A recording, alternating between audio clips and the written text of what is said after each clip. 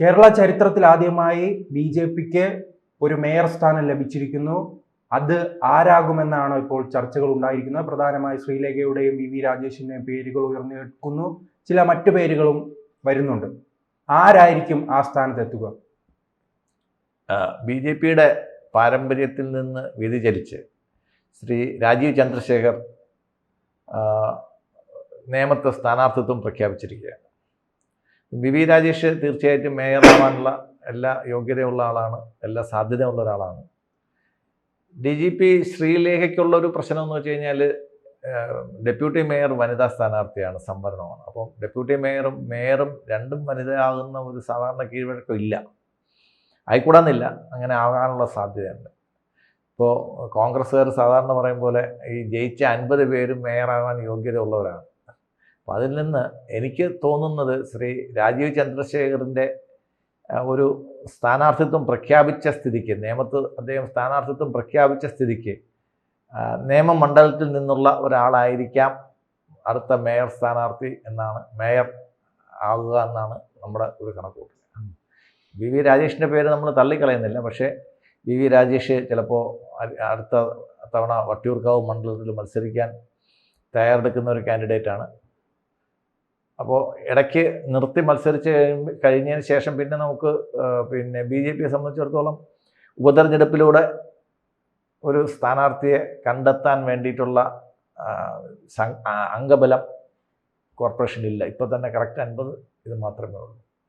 2 പ്രധാനപ്പെട്ട ഫാക്ടറുണ്ട്. ഇപ്പം നമ്മൾ ഇപ്പം മേയർ തീരുമാനിക്കുമ്പോഴത്തേക്ക്, ഒന്ന് ഈ വരാൻ പോകുന്ന ഇലക്ഷൻ, 2 ഒരു തെരഞ്ഞെടുപ്പ് മാറ്റി വെച്ചിട്ടുണ്ട് വിഴിഞ്ഞം.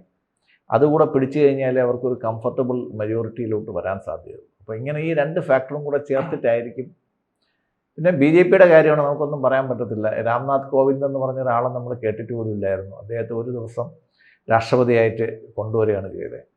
അപ്പോൾ സംഘം എന്താണ് തീരുമാനിക്കുന്നത് എന്നുള്ളതും കാര്യം, അടുത്ത തവണ ഇലക്ഷനിൽ നിയമസഭാ ഇലക്ഷനിൽ ജയിക്കണമെങ്കിൽ ഇത്രയും കാലം നമ്മൾ കണ്ടിട്ടുള്ള പല ഇലക്ഷനും RSS ഒരു ന്യൂട്രൽ നിലപാടെടുക്കുന്നതാണ് കാണുന്നത്. കാര്യം സ്ഥാനാർത്ഥി നിർണയത്തിൽ സംഘത്തിന് വലിയ റോള് ഉണ്ടാവാറില്ല.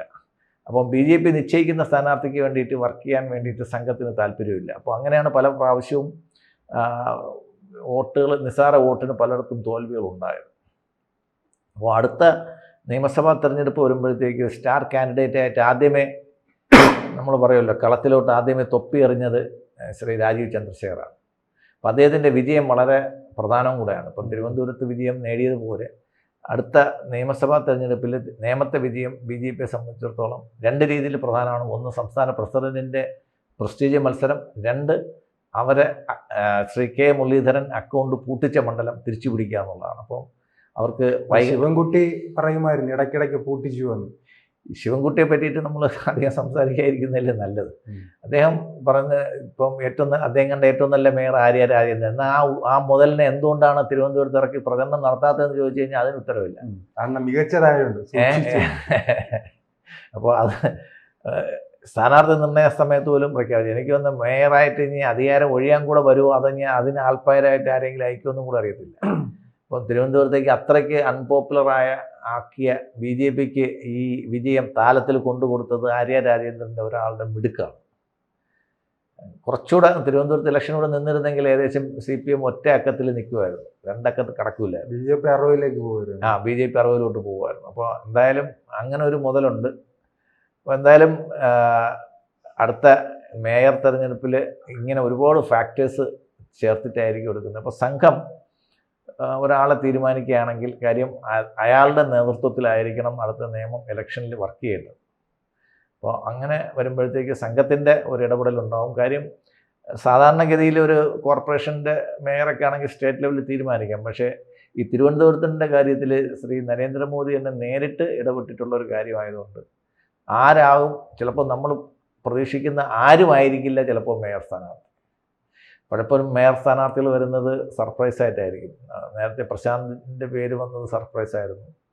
ആര്യ രാജേന്ദ്രൻ്റെ ഏറ്റവും അവസരം നാം ഡൽഹി തിരഞ്ഞെടുപ്പ് കാലത്ത് കണ്ടല്ലോ. അതെ, ഈ ആദ്യം ഉയർന്നു കേട്ട പേരായിരുന്നില്ല. അപ്പോൾ അതുകൊണ്ട് സംഘം അവിടെ മാത്രമല്ല പലയിടത്തും സംഘത്തിൻ്റെ തീരുമാനം വരുന്ന സമയത്ത് സർപ്രൈസ് ആയിട്ടുള്ള തീരുമാനങ്ങളായിരിക്കും പലപ്പോഴും വരുന്നത്. കാര്യം ദേശീയ തലത്തിൽ സംഘവും ബി ജെ പിയുടെ നേതൃത്വങ്ങളും തമ്മിൽ വളരെ ഒരു ഹോട്ട് ലൈൻ ഉണ്ട്. കേരളത്തിൽ അത് ഇച്ചിരി കുറവാണ്.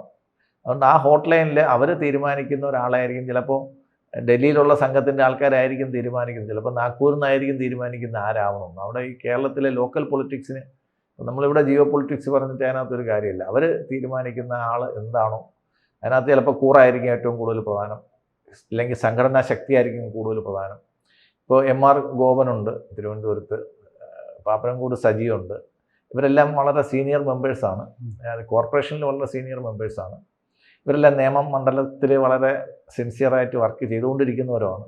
ഇവരുടെയൊക്കെ പേരും കൂടെ അദ്ദേഹത്തിൻ്റെ പരിഗണനയിലുണ്ടെന്നാണ് എനിക്കറിയാൻ കഴിഞ്ഞത്. അല്ല, അപ്പോൾ അങ്ങനെ ഒരു പക്ഷേ പൂർണ്ണമായി തന്നെ രാജേഷിൻ്റെ പേരിലേക്ക് ചില സമയങ്ങളിൽ ചുരുങ്ങുന്നുണ്ടല്ലോ. അല്ല, രാജേഷ് തിരുവനന്തപുരം മേയർ പദവിയിൽ ഒതുക്കപ്പെടേണ്ട ഒരാളല്ല എന്നുള്ളതാണ് പൊതുവെയുള്ള ഒരു സംസാരം. കാര്യം അദ്ദേഹത്തിന് തിരുവനന്തപുരത്ത് മണ്ഡലത്തിൽ നിന്നാൽ, ഇപ്പോൾ കുമ്മനം രാജശേഖരൻ്റെ തലമുറയൊക്കെ പോയി കഴിഞ്ഞു. ഇനി തിരുവനന്തപുരത്ത് സംഘടനാ ബലത്തിൽ ജയിക്കാൻ വേണ്ടിയിട്ട് 4-5ഓളം സീറ്റുകൾ തിരുവനന്തപുരത്ത് അവർ പ്രതീക്ഷിക്കുന്ന സീറ്റുകളാണ്. ഇപ്പോൾ കഴക്കൂട്ടം ആയിക്കോട്ടെ, ഇവൻ വട്ടിയൂർക്കാവ് ആയിക്കോട്ടെ, കാട്ടാക്കട ആയിക്കോട്ടെ, ഇവൻ തിരുവനന്തപുരം സെൻട്രൽ പോലും ജയിക്കേണ്ടതായിരുന്നു. കഴിഞ്ഞ 2 തവണ സീറ്റ് കച്ചവടം നടത്തിയിട്ടാണ് അവരില്ലാതാക്കിയത്. അപ്പോൾ ഒരു ആപ്റ്റ് കാൻഡിഡേറ്റിനെ, കഴിഞ്ഞ തവണ തിരുവനന്തപുരത്തെ കാൻഡിഡേറ്റ് BJP ഒരു ആപ്റ്റ് കാൻഡിഡേറ്റ് അല്ലായിരുന്നു. അപ്പം ശരിക്കും ഒരു രാഷ്ട്രീയക്കാരനെ ഒരു കാൻഡിഡേറ്റിന് കുമ്മനം ഉൾപ്പെടെ മത്സരിച്ചിരുന്നു. അല്ല, കുമ്മനം എന്ന് പറയുമ്പോഴത്തേക്ക് കുമ്മനം ഒരിക്കലും BJP-കാരനായിരുന്നില്ല. പുള്ളിക്കാരൻ ഈ ഹിന്ദു ഐക്യവേദി, കുമ്മനത്തിൻ്റെ സ്ഥാനാർത്ഥിത്വത്തിലൊരു പ്രശ്നം ആദ്യമേ എനിക്ക് പറയാനുണ്ട്. കാര്യം കുമ്മനത്തെ സംബന്ധിച്ചിടത്തോളം കുമ്മനം കേരള രാഷ്ട്രീയത്തിലോട്ട് ഒരു പ്രൊമനൻ്റ് ഫിഗറായിട്ട് വരുന്നത് നിലയ്ക്കൽ സമരത്തോടെയാണ്. അപ്പോൾ ആ നിലയ്ക്കൽ സമരത്തിൻ്റെ ആ ഒരു കാലഘട്ടം ഇപ്പം നമ്മുടെ തലമുറയ്ക്ക് വളരെ പരിചിതമല്ല. ആ സമയത്ത് അവിടെ 12ഓളം ക്യാമ്പുകൾ തന്നെ നടത്തേണ്ടി വന്നു. കാര്യം ക്രൈസ്തവരുമായിട്ടുള്ള സംഘടന അവിടെ വളരെ രൂക്ഷമായിരുന്നു. അപ്പോൾ അതിൻ്റെ ഒരു ഉത്തരവാദി എന്നുള്ള രീതിയിൽ എനിക്ക് ഒരു കേരള കോൺഗ്രസിൻ്റെ നേതാവ് എന്ന് എൻ്റെ അടുത്ത് പറഞ്ഞത്, ഹീസ് ആൻ ആർച്ച് കമ്മ്യൂണൽ എന്നാണ് പറയുന്നത്. അതായത് ക്രൈസ്തവർക്ക് ഒരു രീതിയിലും യോജിക്കാൻ സാധിക്കാത്ത ഒരു വ്യക്തിത്വമാണ് കുമ്മനം രാജശേഖരൻ. എനിക്ക് വ്യക്തിപരമായിട്ട് ബഹുമാനം ഉണ്ടെങ്കിൽ പോലും ഇതൊരു ഫാക്ടറാണ്. ഈ ഫാക്ടർ ഇദ്ദേഹം ഇവിടെ ഇലക്ഷൻ മത്സരിച്ചപ്പോഴത്തേക്ക് നല്ല രീതിയിൽ എഫക്റ്റ് ചെയ്യാനുണ്ട്. കാര്യം തിരുവനന്തപുരത്ത് ഈ ക്രൈസ്തവ വോട്ട്, പ്രത്യേകിച്ച് നാലാഞ്ചിറ വരെയുള്ള, അതായത് പാളയം തൊട്ട് നാലാഞ്ചിറ വരെയുള്ളൊരു ബെൽറ്റുണ്ട്. അവർ ആ ക്രൈസ്തവ വോട്ടെന്ന് പറഞ്ഞാൽ പലരും കുടിയേറ്റ മറ്റ് ജില്ലകളിൽ നിന്ന് വന്ന് തിരുവനന്തപുരത്ത് താമസിക്കുന്നവരാണ്. അവരുടെ വോട്ടിൽ നെഗറ്റീവ് ഇമ്പാക്റ്റ് ഉണ്ടാക്കുമെന്ന് അന്നേ ഒരു കേരള കോൺഗ്രസ് നേതാവും ഒരു മുൻ സ്പീക്കറും എൻ്റെ അടുത്ത് പറഞ്ഞതാണ്. അതങ്ങനെ തന്നെ സംഭവിക്കുകയും ചെയ്തു. അപ്പം കുമ്മനത്തെ സംബന്ധിച്ചിടത്തോളം ആ ഒരു നിലയ്ക്കലിൻ്റെ ഒരു കറുത്ത പാട് അദ്ദേഹത്തിൻ്റെ കൂടെ ഉണ്ട്. അപ്പം അദ്ദേഹം ഒരു ആപ്റ്റ് കാൻഡിഡേറ്റ് അല്ല. അതുമല്ല, ഇപ്പോൾ യങ് കാൻഡിഡേറ്റ് എന്നുള്ള രീതിയിൽ രാജേഷിന് തിരുവനന്തപുരത്ത് ഒരു മണ്ഡലത്തിൽ നിന്ന് ജയിക്കാനുള്ള എല്ലാ സാധ്യതയുണ്ട്. തിരുവനന്തപുരം മണ്ഡലത്തിൽ ഉള്ളൊരു പ്രത്യേകത എന്ന് വെച്ചാൽ BJP-യുടെ കഴിയുന്നത് മറ്റ് ജില്ലകളിലുള്ള സ്ഥാനാർത്ഥികളെ നിർത്തി ജയിപ്പിക്കാനാണ് അവർ ശ്രമിക്കുന്നത്. MD രമേശ് ആയാലും ശരി, മുരളീധരനായാലും ശരി, കൃഷ്ണദാസ് ആയാലും ശരി. അതിന് പകരം തിരുവനന്തപുരം ജില്ലക്കാരായിട്ടുള്ള പുതിയ നേതാക്കൾ വന്ന് അവരുടെ നേതൃത്വത്തിൽ, പ്രത്യേകിച്ച് ഒരു കൗൺസിലറായിരിക്കുമ്പോൾ അദ്ദേഹത്തിന് കൂടുതൽ വർക്ക് ചെയ്യാനുള്ള, കഴിഞ്ഞവണ കൗൺസിലറായിരുന്നു, അപ്പോൾ അദ്ദേഹത്തിന് അതിൻ്റേതായിട്ടുള്ള വർക്ക് ചെയ്യാനുള്ള ഒരു സ്വാതന്ത്ര്യം ഉണ്ടാവും. അങ്ങനെ അദ്ദേഹം ഒരു MLA കാൻഡിഡേറ്റ് ആയിരിക്കാനാണ് സാധ്യത. ജയിക്കുന്ന സീറ്റിൽ ഒരു MLA ആവുന്നതാണല്ലോ അതിൻ്റെ ഒരു കീഴ്വഴക്കം. കൂടുതൽ വാർത്തകളും വിശേഷങ്ങളും നിങ്ങളിലേക്ക് എത്താൻ ABC മലയാളം സബ്സ്ക്രൈബ് ചെയ്യുക, ബെൽ ബട്ടണും അമർത്തുക.